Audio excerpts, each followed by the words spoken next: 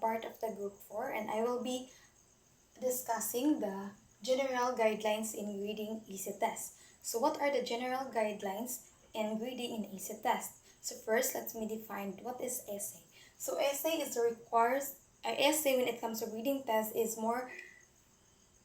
require more time to grade than the other types of traditional tests. So it's true nga ang EC test is need more time to grade siya kay we need to read their essays to rate or kanang skills ilang essay type nga sila pag-answer. So that is correct nga need more time ang pag-read sa essay test. So in grading essay test can also be influenced by extraneous factors such as learners' handwriting, legibility, and writers' biases. So there are the followings are the guidelines in scoring EC test. So there are 9, so let's now proceed to the first one. So the first one is identify the criteria for rating the EC test. So the criteria or standards for evaluating the essay should be the predetermined. Some of the criteria that can be used include content, organizations, grammar, proficiency, development, and support, focus, and detailed, etc. Kanting mga inana ang mga criteria when it comes to grading EC test. So, it is important that the specific standards and criteria included are relevant to the type of performance test given.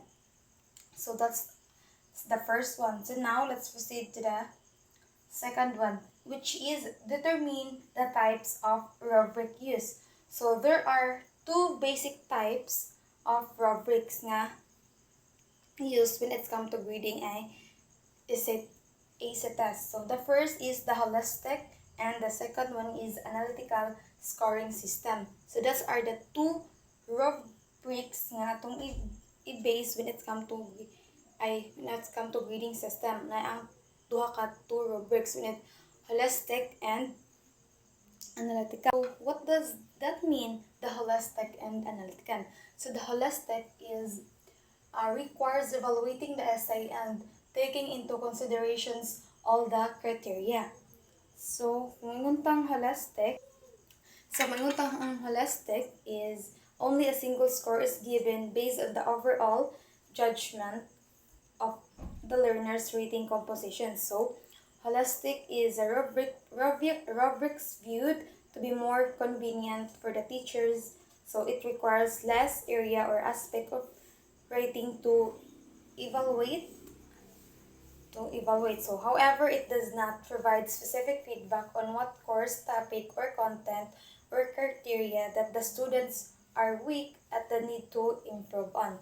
So, ito ang holistic.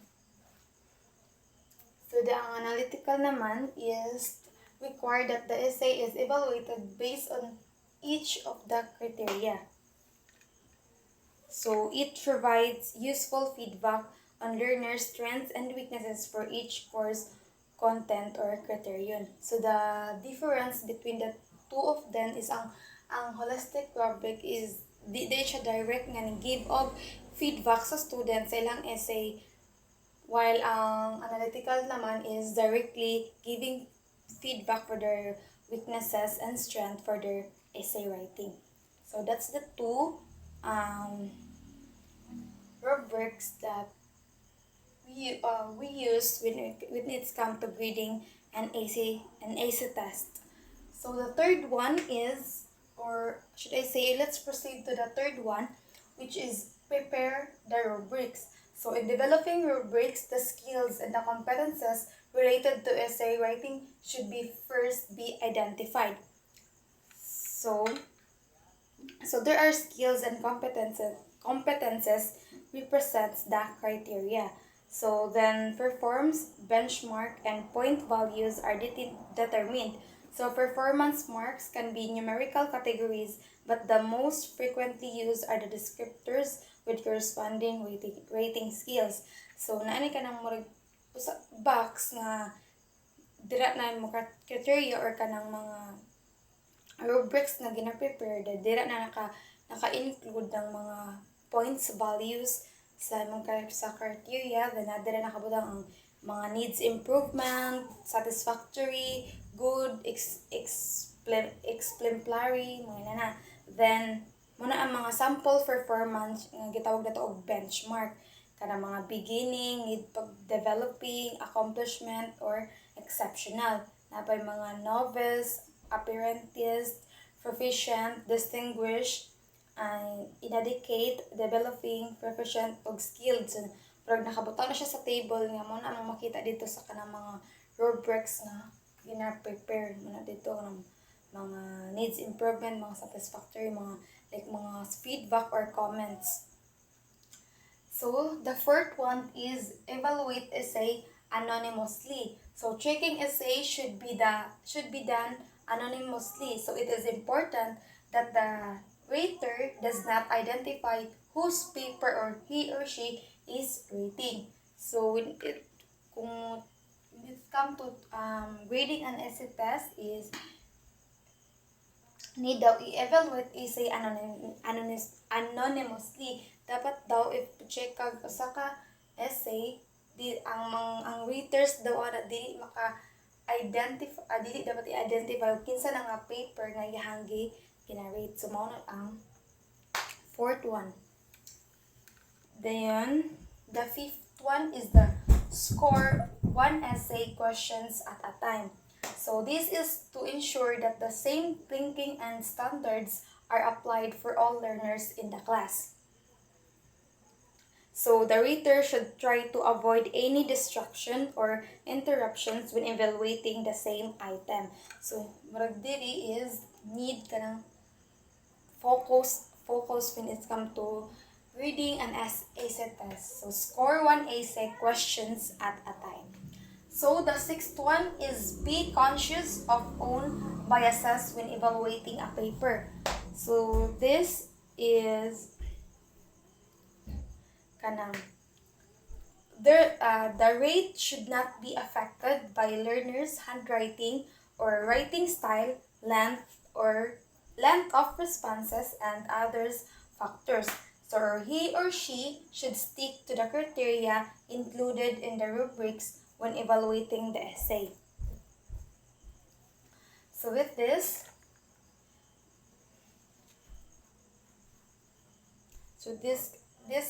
kay ang ratings daw anay nga ang essay dapat daw dili maapektuhan ang kanang learners handwriting or lahang writing styles when it's come to grading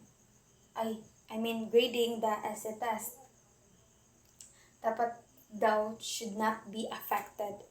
So now let's proceed the number 7. So review initial scores and comments before giving the final writing. So with this is important, especially for essay that were initially given a barely passing or failing grade. So with this, need daw nimo i-review ang initial score and ang kanang comments before kamo hatag og final grade. So muna ang ika-7th one. So the 8th one is get 2 or more raters. So for essay that are high stakes such as those used for admission placement or scholarship screening purposes. So the final grade will be the average of all ratings given. So diri is need daw nimo og kanang 2 or more raters para kay sa essay daghan man siya use man siya, pwede man siya nimo magamit sa kanang mga sa admission placement, sa scholarships, or kanang sa mga screening purposes para sa nang enroll or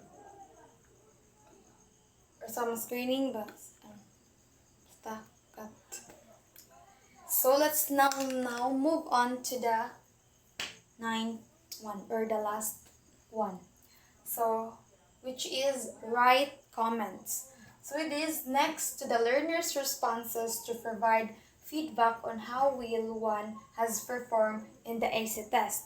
So dire, kaning after you kanang imo nang so diri sa number 9 nga write comments is same ra pud na kanang mo give feedback ka sa iyang essay, which is kanang good ba, satisfactory, or excellent iyang essay, something na or na kailaing ipa-improve, need improvement, something na sa mo na siyang night one. After nimo ma-read iyang ang essay, after nimo ma-rate, ma-test if it's okay or not, then you give a comment para to those writers ma-evaluate nila as nila need i-improve ilahang essay writing. So, that's all for my report. The followings of when it comes to reading and AC test, the general guidelines. So that's all. Thank you.